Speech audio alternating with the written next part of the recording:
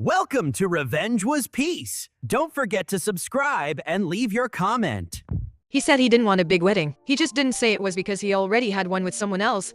I met Enrique on one of those Sundays that feel like leftovers. I was tired, hungover from life, walking out of the grocery store with instant noodles and a cheap bottle of wine. He bumped into my cart, apologized, made some joke about my gourmet dinner, and somehow made me laugh. I remember thinking, wow, that hasn't happened in a while. We started talking right there in the parking lot. The next day, he asked me out. Everything about him seemed simple, kind, honest. No games. Or at least, that's what I thought. Within 2 months, I was spending more nights at his place than at mine. We fell into a rhythm: fast, strong coffee in the morning, toast on the balcony at night, reruns of old shows just to fall asleep holding each other. He made me feel like a priority, like something rare. On our 1-year anniversary, he gave me a small box with a ring inside and said, "I want to build something with you. On our terms. In our time."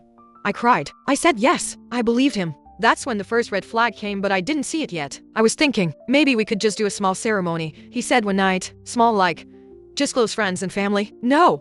I mean, just us. Maybe at City Hall. No big deal. No posting anything. It didn't sound that strange at the time. He was private. So was I. After years of dealing with controlling, toxic exes, I thought it was actually sweet that he wanted to protect our little bubble. Now I know what it really was. Isolation dressed as intimacy. When I told my mom we were just doing a civil ceremony, she gave me a look. Have you met his family? No. He says they're complicated. He's not close to them. Sweetheart, are you sure about this? I thought I was. God, I really did. Enrique had told me his past was messy. Toxic ex, manipulative family, fake friends. I became his safe space. And somewhere in the middle of that, he became mine. But sometimes safety is just a disguise for a cage. One afternoon, I was looking for a sweater in his closet and found a box with old photos, parties, friends, a woman I'd never seen before. But what threw me off weren't the pictures, it was the names written on the back. Different from the ones he told me. Even a different last name. That's my ex. I cut her off, deleted everything, but I forgot that box was even there. But, you used another last name? Yeah, I changed it. Wanted to leave everything from that time behind. It sounded believable, and I wanted to believe it. When we finally scheduled the date at the courthouse, he insisted on a weekday. Just us. No pictures, no announcements. Just love. Let's keep it between us. Like our own little promise. And I agreed. I thought private meant special. I thought quiet meant sacred. I took the day off work, wore something soft, put a flower in my hair. He always said he loved that. He showed up late, sweating, fidgeting with his phone. Said his sister had called, something weird. Then kept checking his notifications the whole time we signed the papers. We walked out legally married. But the truth? I had just married a ghost. I just didn't know it yet. The days after that felt off. He got distant, evasive. Until one night, I did the thing I promised myself I'd never do. I checked his phone. There was an email notification. Subject: confirmation of name change, previous marriage certificate. My stomach dropped. Previous marriage? I tapped it. And there it was. His full name. A woman's name I didn't recognize. An official record. Dates. Dated only a year and a half ago. More recent than our first kiss. I barely remember the moment after I saw that email. My ears rang. My face burned. I just kept reading the same line over and over. Name change confirmed. Previous spouse. Camila v. Camila. The name meant nothing to me, yet everything at the same time. I wanted to scream, confront him, demand answers, but I didn't. Not right away. Instead, I copied the document, took screenshots, sent them to my own email, and then I acted normal. I spent the whole next day pretending nothing was wrong. We had dinner, watched Netflix. He fell asleep on the couch, like always, arm over my legs like I was his comfort blanket. But I couldn't feel anything. I just stared at him. Who are you? Who did I marry? The next morning, I called in sick to work and started digging. I knew his full legal name now. I searched public records. I looked up Camila's name, marriage license, confirmed, divorce papers. Nothing, not even filed. No record of it. That's when the timeline hit me like a truck. He was still married when we met. And unless something happened that wasn't on paper, he was still married when we got married. I felt physically sick. My hands were shaking so badly I dropped my coffee. The floor was covered in broken ceramic and I just sat there, barefoot, staring at the mess inside me and on the ground. I texted a friend of mine who's a paralegal, asked vague questions. She replied instantly, "Wait, if he didn't finalize the divorce, then your marriage isn't even valid. It could be considered bigamy. Is that illegal?" Very. I felt like I couldn't breathe. Was I his affair? Was I just some backup life? Or was he living a double life? That night, I waited until he went to the gym. He always left his iPad at home, synced to his massages. I opened it, searched for Camila. Nothing came up. But when I searched for sis, something did. A message from a number saved as Rita, his sister, I assumed. "Rita, you're insane. You really think you can juggle both forever? Enrique, relax. Camila is in Sao Paulo this whole month. She won't know a thing. Rita. And when she finds out, Enrique, she won't. By then, I'll already have the apartment transferred. I stared at that last message so long. I forgot to blink. Transferred? Apartment? Was he using me to get property in his name? That's when I remembered the condo we had just moved into 2 months ago. I had paid for most of the deposit. It was under my name. But last week, he had casually suggested putting him on the lease to make things easier. Everything started clicking. The quick marriage. The insistence on no photos, no posts. The secrecy. The apartment transfer.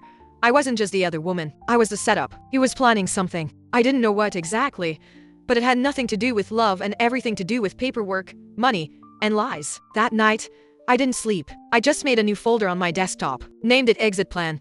I couldn't feel anything except cold, like something had cracked open inside me, and nothing warm was getting through. The next morning, I called in sick to work and started digging. I knew his full name, now the real one. I searched public records, old social media accounts, even a wedding registry site. It was all there. Enrique and Camila, married 2 years ago. Photos of them on a beach, holding hands, barefoot ceremony. Caption: found my forever. No need for anyone else to understand. Forever, huh? I kept scrolling. His face was the same, but the comments?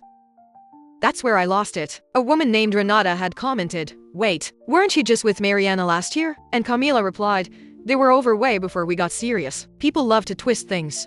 I felt sick. Who was Mariana now? So I made a burner account. Messaged Renata. Told her I was a friend of someone Enrique used to date. Asked if she knew anything. She replied within minutes. Oh, wow. He's still doing that. He was with Mariana while living with Camila. Told both of them the other was obsessed and toxic. Classic Enrique. God, I'm sorry. Are you okay? I wasn't. I stared at her messages and realized I wasn't special. I wasn't even the first. I was just the latest season of his emotional scam. He didn't fall for me, he recruited me. Later that night, he came home with takeout. Kissed me like nothing had changed. I asked casually, "Did you ever go by Enrique Varela?" He froze, just for a second, but it was enough. Yeah, briefly. Long time ago. Why? No reason. Just saw something that mentioned it. He laughed it off. Told some half-assed story about changing his name after a fight with his dad. Said it was stupid, young and dumb stuff. But I wasn't listening. Not anymore. I already knew everything. I just needed a plan. So I smiled, said nothing, and started setting the trap. From the outside, I looked exactly the same. Smiling, cooking dinner, asking how his day was. But inside, I was archiving messages, downloading receipts, and memorizing every lie he ever told me with timestamps. I didn't just want to leave. I wanted to leave right. I started by calling the leasing office. Told them I needed to update the contact info for our condo agreement. They asked for ID. I gave them mine. I confirmed I was the only one on the lease. Enrique was never added. Good. Then I called a lawyer through a friend. Just a consultation, I said. Told her everything. She said exactly what I feared. Legally, if he never divorced his first wife, your marriage isn't valid. But if you added him to any assets, bank, home, shared documents, he can still cause damage. Get him out. I asked what get him out meant. She smiled, fast, quiet, and with proof. You're sitting on a time bomb. Start cutting wires. So I did. I bought a second phone. Cheap, prepaid, untraceable. Hid it in the kitchen drawer. I used it to record conversations, backup files, photograph documents, especially one he left on the kitchen table one night while drunk. A property transfer form with my name and signature forged. I scanned it, sent it to my lawyer. She called me the next morning. He's not just lying. He's trying to steal from you. If that gets filed, it's fraud. You need to act now. That night, I offered to cook, lit candles, played music. I watched him laugh and eat and drink wine, like we were some couple in a rom-com. Then I said, casually, "You ever think about moving somewhere else? Starting fresh?" He nodded fast. Yeah, I was actually thinking that. Somewhere quieter. Maybe sell this place. Bingo. I slept beside him that night. Let him hold me. And at 5:17 a.m., while he was still snoring, I quietly got up, grabbed my folder labeled final copy and walked out. Straight to the leasing office. Signed the eviction notice. They gave me the green light to change the locks. I went home. Packed everything I bought with my money. Clothes, laptop, photos, books. Left the rest, including his fake documents, fake name, and fake future. By noon, the locksmith was done. By PM, I was gone. No note, no warning, just silence. I left him one thing though. A printed copy of the property transfer form he forged with a post-it on top that said, "Next time, don't fake love to steal an apartment." He didn't text me at first. Not that day, not the next. But on the third day, I got a message from an unknown number. "You're overreacting. Come home. We can talk." Home? There was no home. Not anymore. I didn't reply. 10 minutes later. "You can't just disappear. You owe me a conversation." "I don't owe you a thing," I whispered to myself. The silence made him spiral. That week, he messaged 2 of my friends. Then my cousin. Told them I was going through something and he was worried about me. Classic manipulator move. Make it look like he was the victim. He had no idea I was still watching. From a distance, I tracked everything. He went back to the leasing office and demanded access to the apartment. They showed him the paperwork, my name only. He caused a scene. Security was called. He tried to file a lost key request. Denied. He tried to threaten legal action. They handed him the forged document, the one I left on the counter. He left in silence. I found out later that same night, he messaged Camila. Yes, her. Not from his usual number, but from a backup account. Dumb move because he reused the same username he once used for our Wi-Fi. I tracked it. The message said, "She's gone, and she knows. If she contacts you, don't respond. She's unstable." And then, Camila replied, she already did, and she sent me everything. I had sent it 2 days before. The photos, the fake form, the messages with his sister. I didn't tell her to leave him. I didn't say anything at all. Just, this is who he is. Do what you want with it. Camila didn't answer me directly, but now I knew.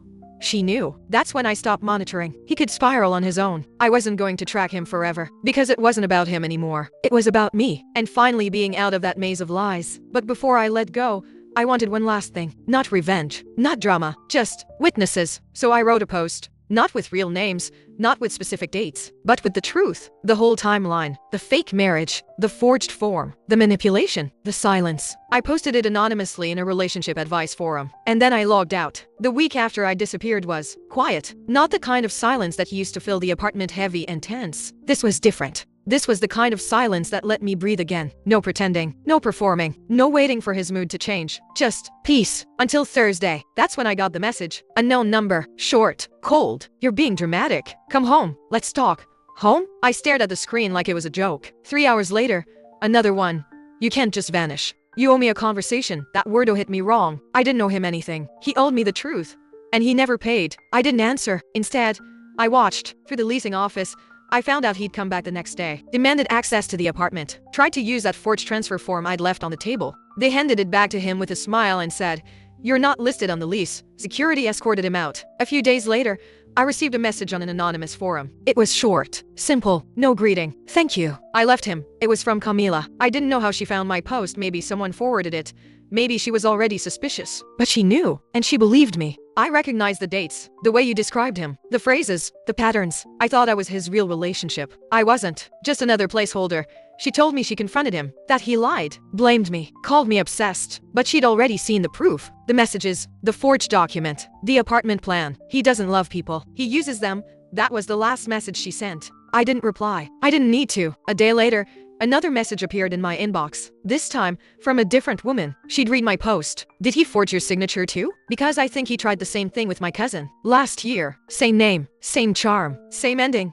That's when it hit me. It was never just about me, or Camila, or whoever came before us. He was repeating this. Rehearsed, refined, like a script. And I had finally broken the pattern. For the first time in a long time, I looked in the mirror and saw someone I recognized. Someone stronger, someone free. Tea was a Monday, gray sky, coffee too bitter. One of those days that feels like background noise. I was at my desk when my phone buzzed. Voicemail, unknown number, no text, no missed call. Just a message waiting. I knew it was him. Somehow I knew. My hand hovered over the screen. For a second, I almost tapped it. But then I remembered everything. The forged signature, the fake ceremony, the way he held me with hands full of lies, the way he made me doubt myself slowly, softly, like a snake wrapping around my brain. And I smiled, because I didn't need to hear it. Whatever it was, apology, excuse, last chance, it didn't matter. It was already too late. Instead, I blocked the number, deleted the voicemail without pressing play, and then I did something small, but huge. I changed my emergency contact form at work. It had said Enrique. Now, it said me, myself. Because if something ever happens to me, I want the first person notified to be the only one who never lied. It's been months. Some days are weirdly quiet. Other days, I still flinch when I get emails from unknown senders. But I'm healing. And healing isn't dramatic. It's not loud. It's coffee without anxiety. A mirror without dread. A phone that rings and doesn't make my heart race. People ask if I ever want closure. I don't. Because I finally learned. You don't need to be loud to win. Sometimes walking away is the loudest thing you'll ever do.